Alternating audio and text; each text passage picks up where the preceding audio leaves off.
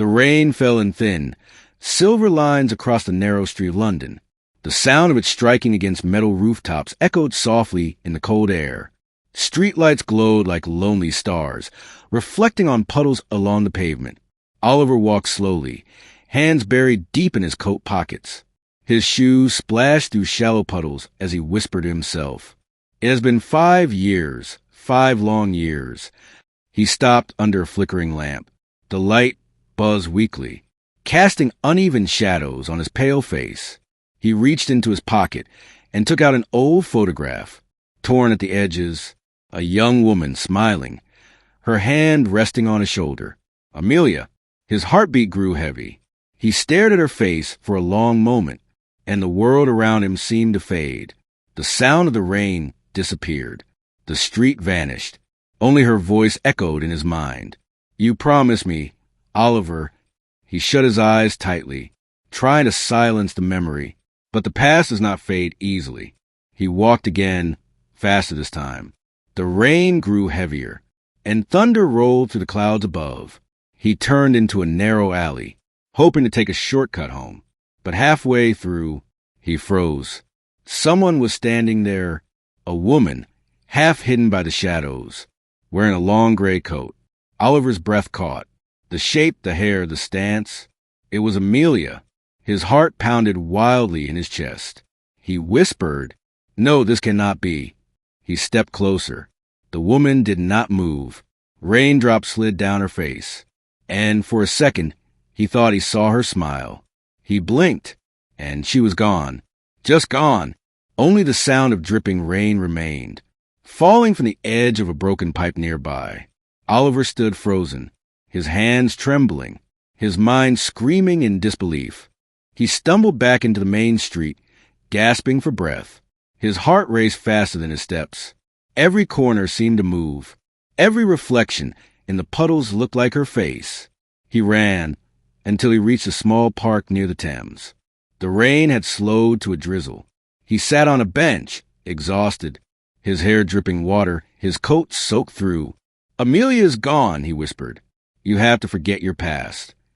But even as he said it, a quiet voice answered from behind.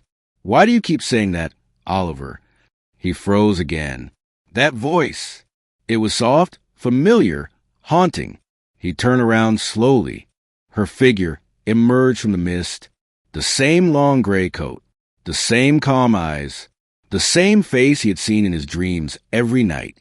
"Amelia," he whispered, his voice shaking. She smiled faintly. "Still running, Oliver?" He could not speak. His hands trembled as he stood. You are not real. You cannot be." She stepped closer.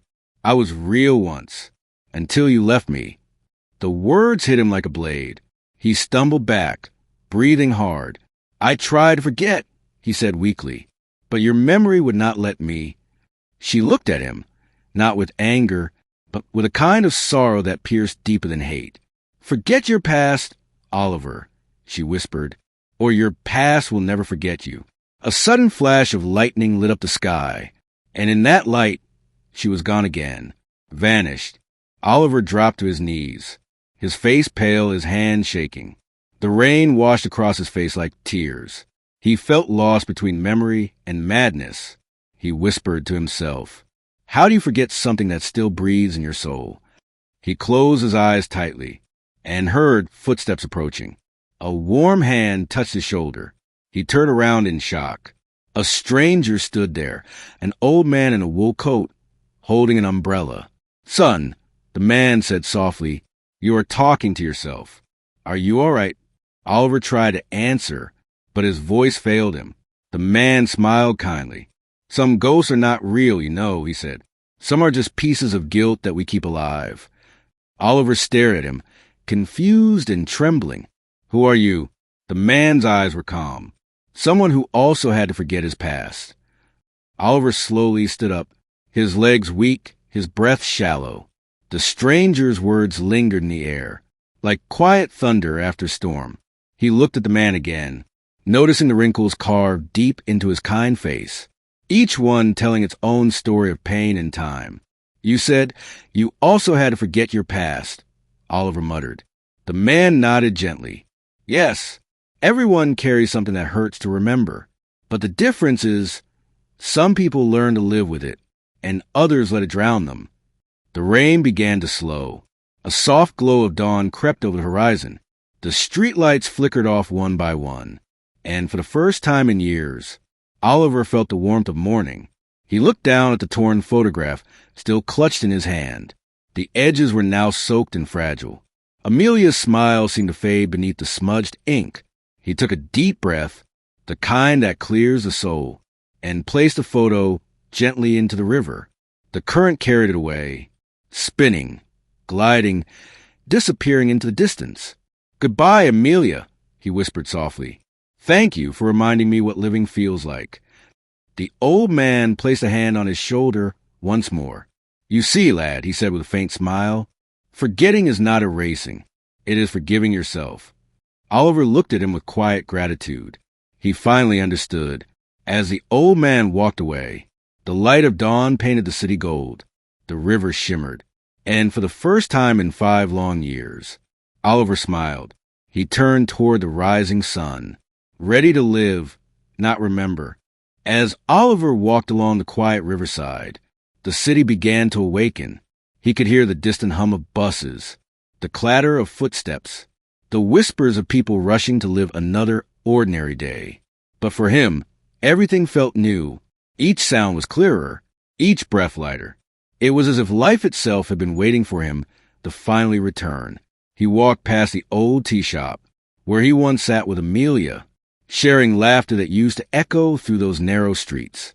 The shopkeeper, Mr. Grant, looked up and smiled warmly. Good morning, Oliver. Been a while. Oliver smiled back, his voice calm and steady. Yes, it has been. He stepped inside, the familiar scent of tea and toast filling his senses. It was the same place, but he was no longer the same man. As he took a sip of tea, he noticed a small boy at the next table, crying quietly, holding a broken toy in his hands. Oliver leaned over gently. Hey, what is wrong, little one? The boy sniffled. I broke it. My dad said he will be angry. Oliver smiled softly. Do you know what my father once told me? He said. When something breaks, it does not mean it has lost its worth. It just needs a little patience to be made whole again. The boy looked up, his eyes wide and hopeful. Really? Yes, Oliver said. Really? He helped the boy fix the toy with a small screwdriver from the counter. The boy grinned, the same way Amelia once used to when life felt simple. As the boy ran to show his father, Oliver felt something shift inside him, a quiet sense of peace that filled the space where grief once lived. He realized something profound in that moment. You cannot truly forget your past, but you can transform it into wisdom, into kindness, into strength. He looked out through the glass window. The rain had stopped completely now. The clouds parted, and sunlight spilled across the cobblestone street like a promise. Oliver smiled again, whispering softly, perhaps forgetting is not the goal after all. Perhaps it is learning to live despite remembering. And with that thought, he finished his tea, stood up, and walked out into the bright, waiting day.